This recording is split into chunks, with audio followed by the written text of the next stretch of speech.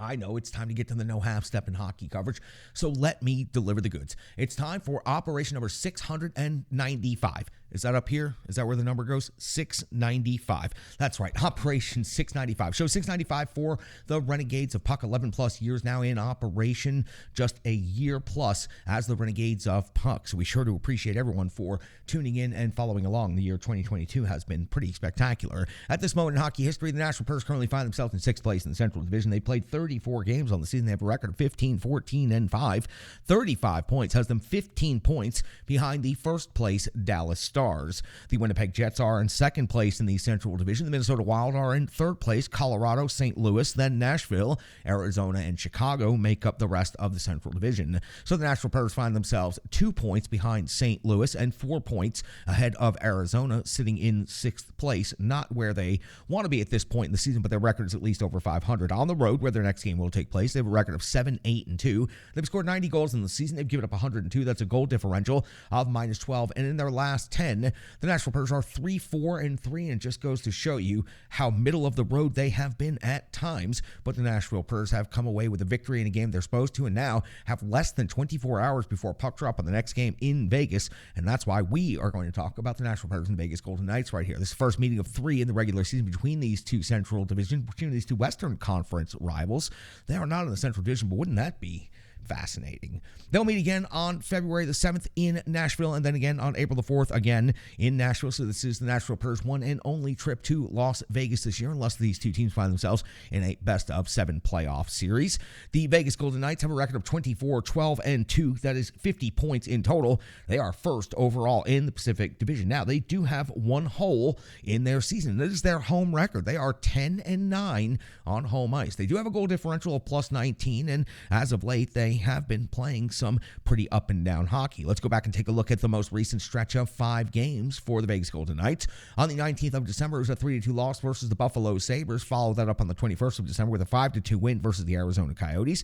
The 23rd of December saw a 5-4 shootout win versus the St. Louis Blues. On the 27th, a 4-2 loss at Los Angeles coming out of the Christmas break. And their last game was a 3-2 shootout loss at the Anaheim Ducks, the same team the Nashville Predators just wrapped up a victory against. Hill was pulled in that game in net, only going 3 out of 5. Thompson, though, came in relief and went 22 out of 22. Good job right there for the Nashville Predators. Once they wrap up this back-to-back, the second game in Vegas against the Golden Knights, they will actually have just a couple of days off. Tuesday, they'll be back home to start the 2023 calendar schedule against the Montreal Canadiens, the first of 2 meetings in a short stretch of time between the Preds and the Canadiens. Then Thursday, they'll be in Carolina for the beginning of a lengthy, long road trip. Thursday at Carolina, Friday at Washington, the 9th at Ottawa, the 11th at Toronto, and finishing up on the 12th at Montreal. So Tuesday, they start 2023 versus Montreal, and at the end of the road trip, they will wrap up in Montreal. Now, Borowiecki is the only Nashville Predators player listed on the injury report at this time. He is on injured reserve. There is no time frame for his return.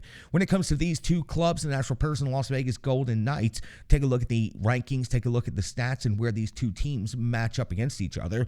For the Vegas Golden Knights, they're averaging 3.24 goals per game. That's 12th best in the NHL, while the Nashville Predators are 2.59, a little bit of a bump up in the overall number, but not in the ranking.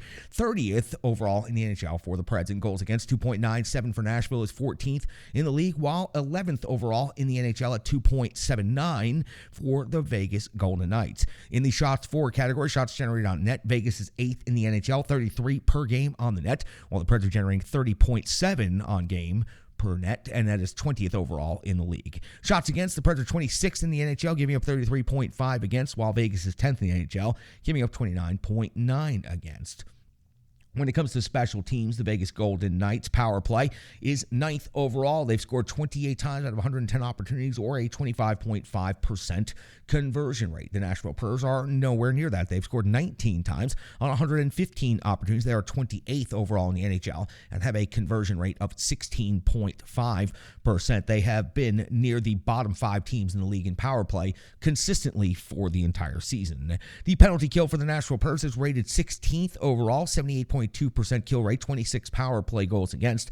Vegas is 18th in the NHL in the penalty kill, 77.1% kill rate, 22 power play goals against. Now, each and every team in the NHL has high-skilled individuals, and there are certainly plenty on the Las Vegas Golden Knights and the Nashville Predators. So let's go down the category of individual statistics and leaders for each of these teams. Let's start on the home team side, the Vegas Golden Knights in this game. Stevenson, 9 goals and 27 assists for 36 points. Those 27 assists leads Vegas. Those 36 points, obviously, also leads the Golden Knights. Stone, 16 and 16 for 32. Eichel at 13 goals and 16 assists for 29 points. Smith has 17 goals. That leads the Knights, 10 assists, 27 points in total. Marchessault at 14 and 13 for 27. I went one category further with Pietrangelo because I just wanted to note from the blue line, 23 assists on the season. Add 4 goals to that. He has 27 points, putting together an impressive season, and he's always had a very, very good career against the Nashville Predators, so I wanted to include him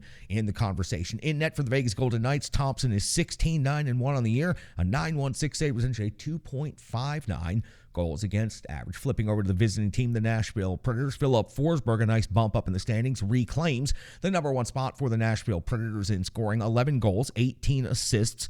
Neither of those leads the team individually, but his 29 points does lead the Nashville Predators. Roman Josi, the captain, now has 8 goals and 19 assists. That 19 assists is the team leading 27 total points. That's second overall on the team. Matt Duchene had 10 goals and 16 assists for 26 points. Mikhail Granlund, 4 and 17 for 21. And Nino Niederreiter, 12 goals now and 6 assists for 18 points. Those 12 goals are the team lead at this time. I wanted to make a note of both goaltenders, expecting Lankinen to get the start against the Vegas Golden Knights. So let me give you his numbers first.